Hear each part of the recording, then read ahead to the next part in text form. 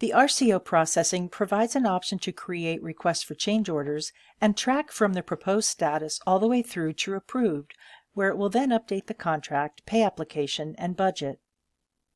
The RCO tile displays open and past due RCOs. Begin adding the RCO by entering an overall description of the change.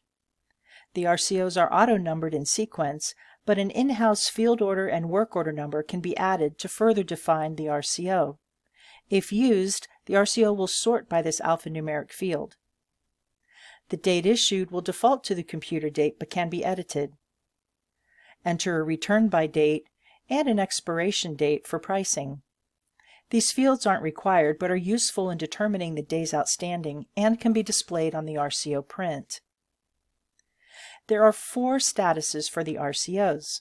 Proposed and rejected stay within the RCO module and will not update anything else in the system. A pending RCO assumes that it will be approved and will update the budget within JCPM so the project manager can project using the changes.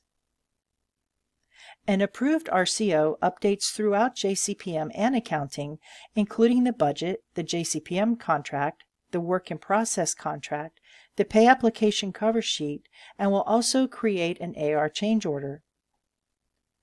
When approved, the date approved is important in that the pay app cover sheet and the work in process are date sensitive and will include only those approved RCOs approved within the date of the document.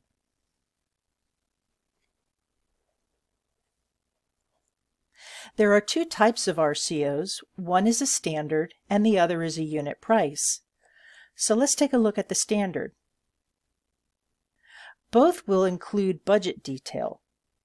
In this case, we're looking at the standard and the budget detail is located in the middle.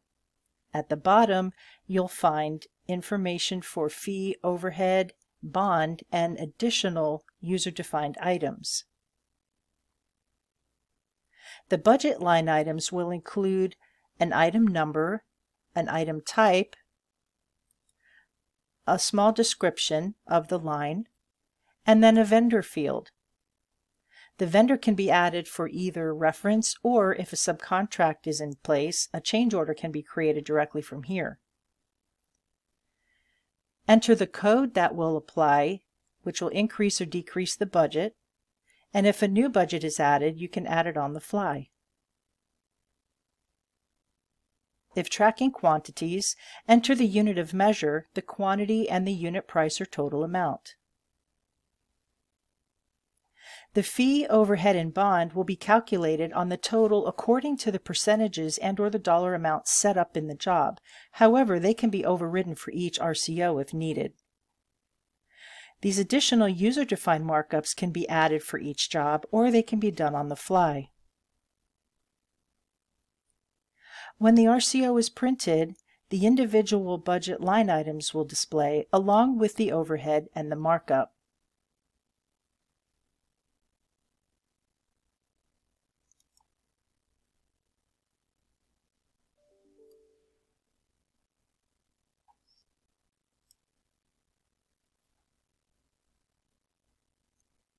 Let's take a look at a unit price. The unit price RCO looks a little different. The total amount of the contract is listed at the top. The budget detail is still in the middle, but the bottom portion includes line items that can be added to print on the RCO.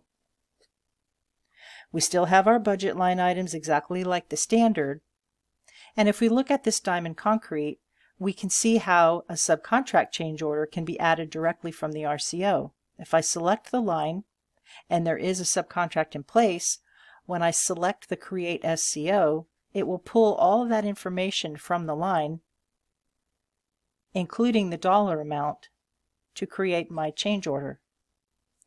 This information can be embellished, it can be edited if necessary, but at least it saves a little bit of typing time.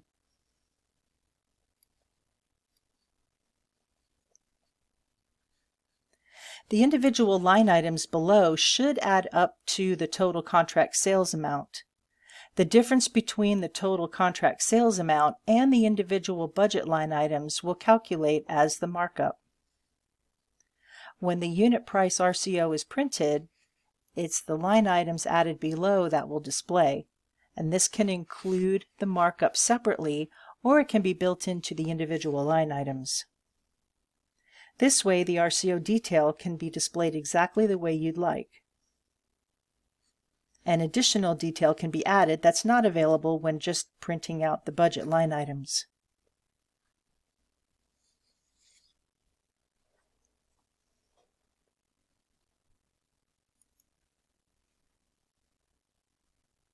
Add images to the RCO by selecting the Add Image button at the top.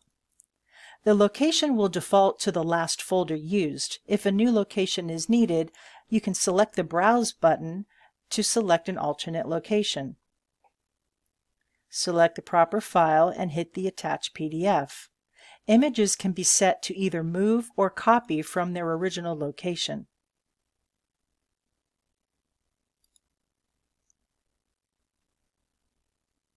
RCOs can be emailed and be done in several different ways. The default contact for the vendor will be displayed, or you can add contacts from Outlook, contacts from your job address book, or contacts from the drawing log. In addition, you can use the Open Outlook in Preview, which allows you to add additional attachments and grab your contacts from Outlook. If there is a PDF attached, you can include the attachment or exclude it from the email.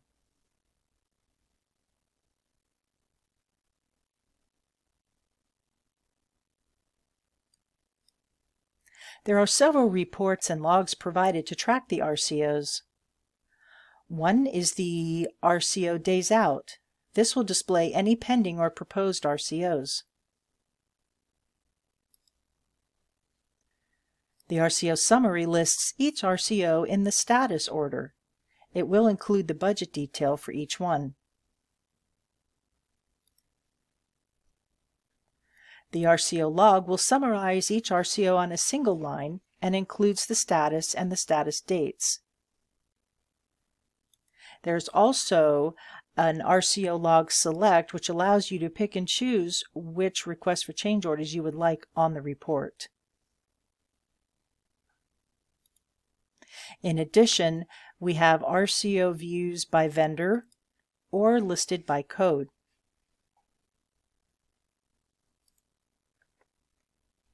If you have any additional questions on the request for change order, give us a call at 407-834-0700 or email using support@thepowertools.com.